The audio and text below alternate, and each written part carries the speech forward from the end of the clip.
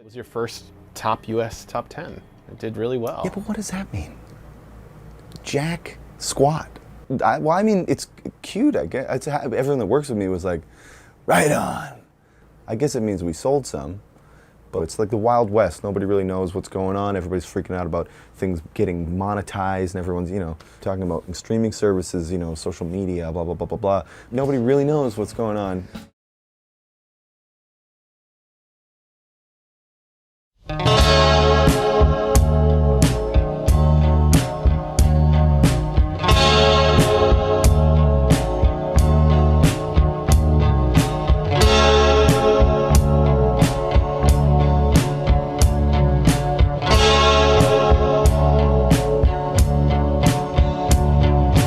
Viceroy, early in the morning, just trying to let the sun in and open up my eyes. Viceroy, as it's getting later,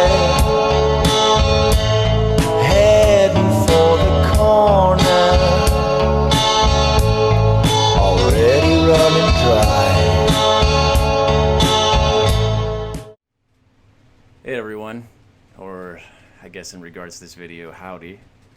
I hope this video finds you in a good state of mind.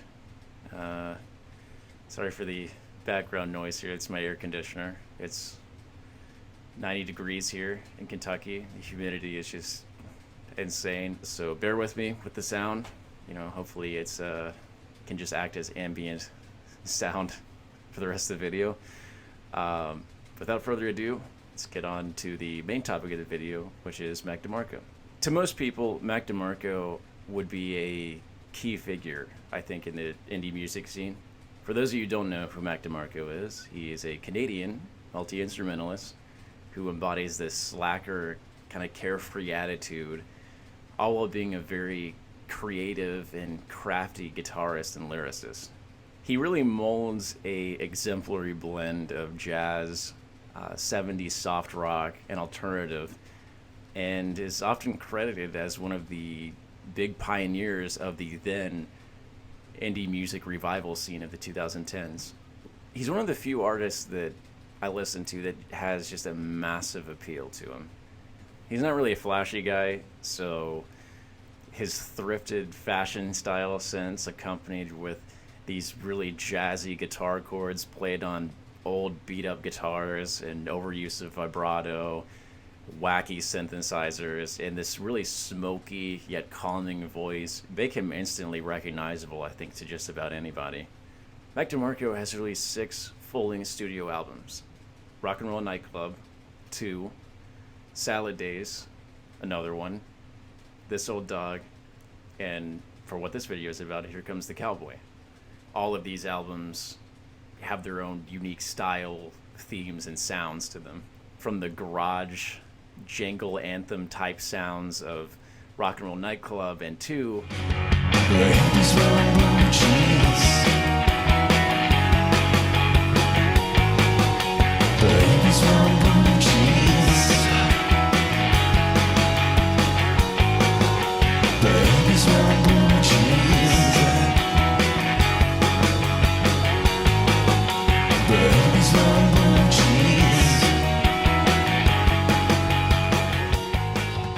compared to the acoustic synth serenades on This Old Dog and another one.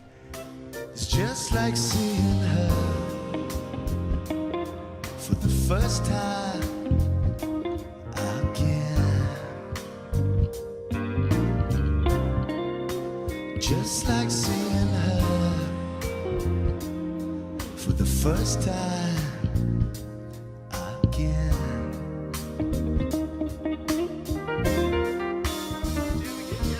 There really is something to enjoy for everyone, I think, across his entire music catalog. For the most part, all of his albums have been highly praised by the likes of Rolling Stone, Pitchfork, Rate Your Music, etc. From an outside perspective, it would seem as if Mac DeMarco was or is the king of the indie music scene.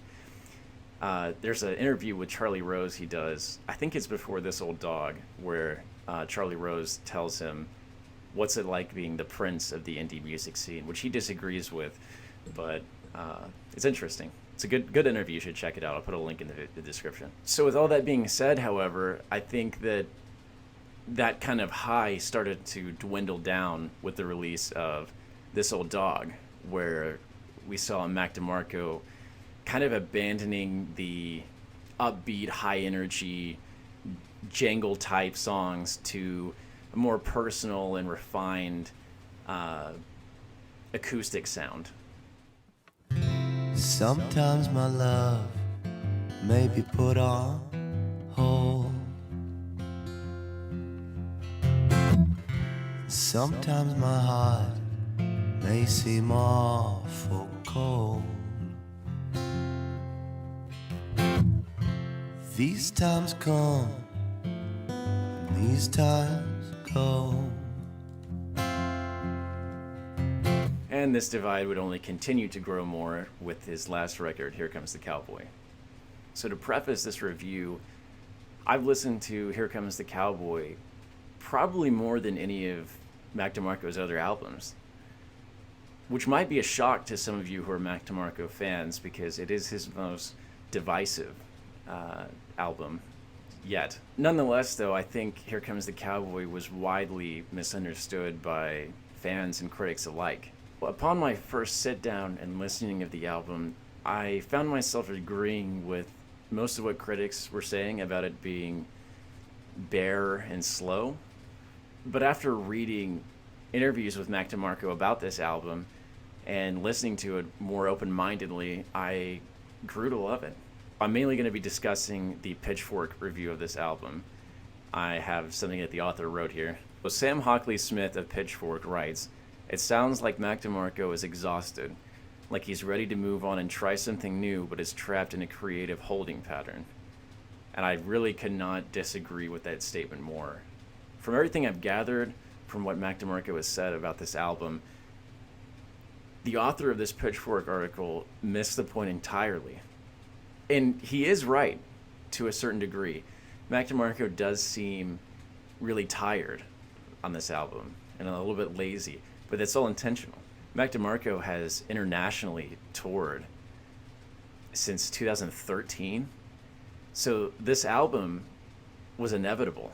Anyone would be tired or exhausted from this excursion. Not only that, but the chill and more laid-back approach he took on his prior album, This Old Dog, was a pretty clear indication that, those days are kind of over, and he wants to enjoy this more isolated and calm sound.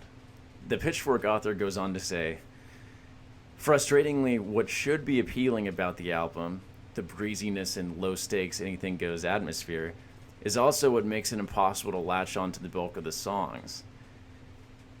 That statement kind of contradicts itself, I think. How can you want the breeziness or easygoing, low-stakes atmosphere, but complain about it being stripped down? By adding multiple guitar layers or swelling synths or crazy drumming, you'd lose the intention of the album totally.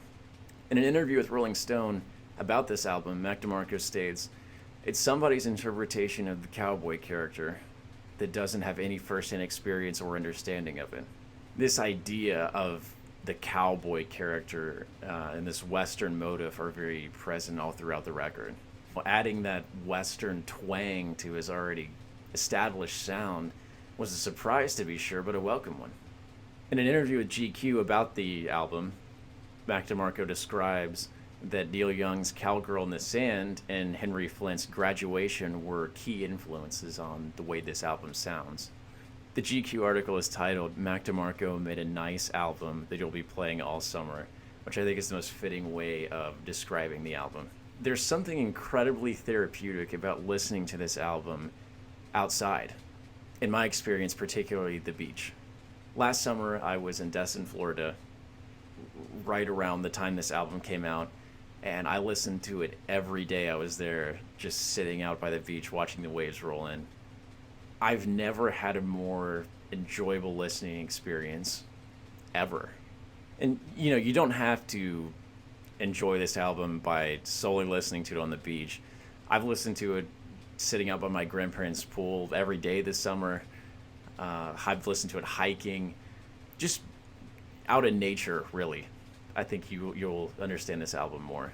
I would love to listen to this album out west in the desert. I feel like I would love it even more than what I already do now. My camera died, so sorry if everything seems a little off-putting. So in the same interview with Rolling Stone promoting the album, he states, "People are going crazy these days. Everybody's all nuts and stuff. It's funny to think of this character that just goes to the saloon and rides his horse. The simple life out on the farm. I find that comforting." And even a year later from its release, a lot of that I think still remains relevant to the world today. The world's in a really chaotic place right now, and seeking a life away from the media and everybody else sounds really comforting. Just being free from the anxiety that news outlets try to just constantly wear you down with sounds great, really. About a month and a half before I recorded this video, I was having severe panic attacks over my health and just a whole slew of anxiety. And in the midst of all this, you have the media saying that the world's basically going to end. And I just felt so mentally constricted by everything, by all of it. And analyzing that situation, I really think the thing that helped me the most was listening to this album. I was shuffling songs through an old playlist I made one day when the lead single of this album, Nobody, started playing. And I remember just feeling pure relief washing over me in an awesome wave. The soft, constant percussion of the song and the velvety, smooth jazz guitar chords with Mac's low, calming voice mesmerized me. I'm a preacher, a done decision.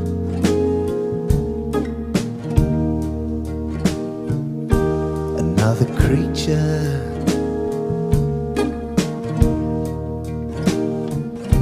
who's lost its vision. Let it go. The song structure is so simple, but so effective. The lyrics in this song, Mac is discussing the reality of being in the music industry. The chorus repeats throughout the whole song, "There's no turning back to nobody," alluding to the fact that he will never be the nobody that he once was. The level of fame he's reached, he'll never truly escape it. The soothing nature from this song follows directly onto the next tracks, Finally Alone and Little Dog's March. Mac DeMarco sings in higher octaves in these songs, which is something we don't typically see him do, a whole lot at least. And it contrasts beautifully with the laid-back atmosphere that the songs contain. Much little doggy, much little dog, much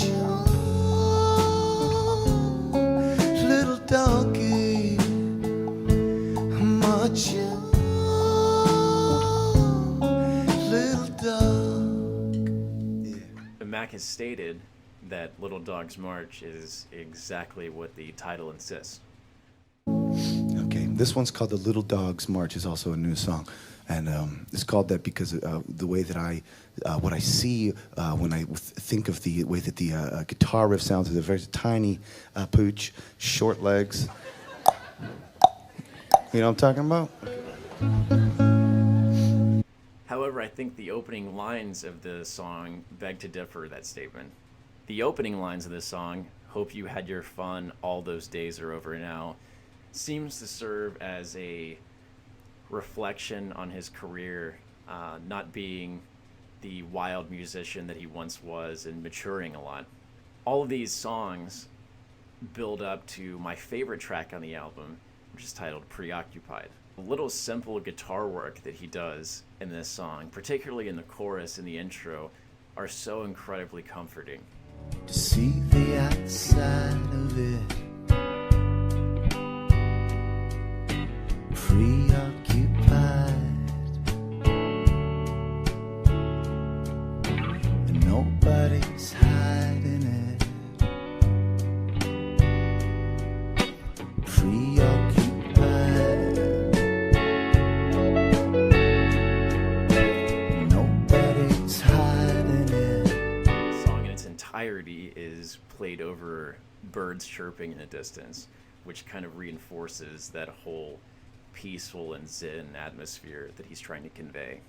So around this point on the album, I was totally comfortable with the new direction that Mac DeMarco seems to be heading in. Of course, I still adore his earlier records, but I'm glad he's not recreating those sounds off of Salad Days and 2.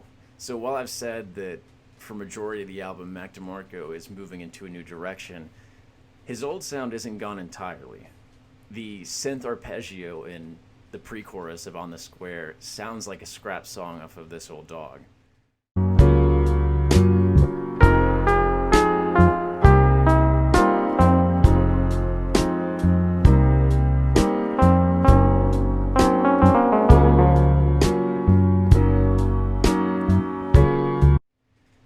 And we still see Mac DeMarco's goofy side, especially on the track Choo Choo, where he's playing a train whistle over this really funky, palm-muted guitar riff. Choo-choo, take a ride with me. Choo-choo. This song is kind of refrained at the very end of the album. It sounds really similar, not totally, where he is just screaming "Yeehaw Mama." And as per usual with all of Mac DeMarco's albums, there is a song about his girlfriend titled K, which in my opinion is probably the worst track on the album. I don't really like those tracks on any of his albums, but I appreciate them. It's definitely the most boring song on the album. Mac DeMarco has debuted a lot of his songs on late night talk shows. On this album, he debuted All of Our Yesterdays on Jimmy Fallon, which he breaks out into this unexpected guitar solo at the end, which is not present on the album. For some reason, Jimmy Fallon took the video off his YouTube channel. I don't know why. But luckily, he did the exact same guitar solo on his KEXP performance for the album, which I'll play now.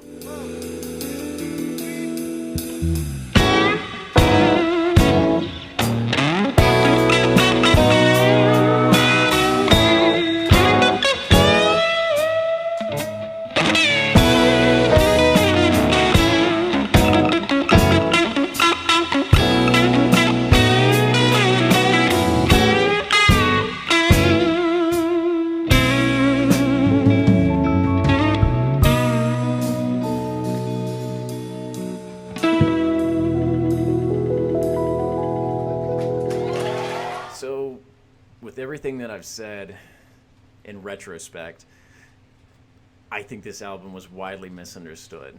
I absolutely love the idea of the cowboy and the western twang that a lot of these songs have. He recorded the whole album in his home studio, which is this 3-car garage in LA. And like I said before, he played all the instruments on the record. Upon further analysis, I think this album really separates Mac DeMarco's fan base as to who's the real fans that actually like him and who are the people that just like the aesthetic of Viceroy cigarettes. So to conclude basically everything that I've just said, there's a great quote in the Rolling Stone article that reads, "What does interest Mac DeMarco right now then? Finding what makes him feel peaceful," he adds. "There is peace out there. I just gotta figure out how to get to it." If you enjoyed the video, leave a like. Leave a comment. Maybe comment an album or an artist that you'd like me to talk about next. I already have a few albums and artists lined up for other videos that I want to make in the future. But I guess until next time, see you around. Thanks for watching. As Mac DeMarco would say, bye-bye, God bless. Yeah.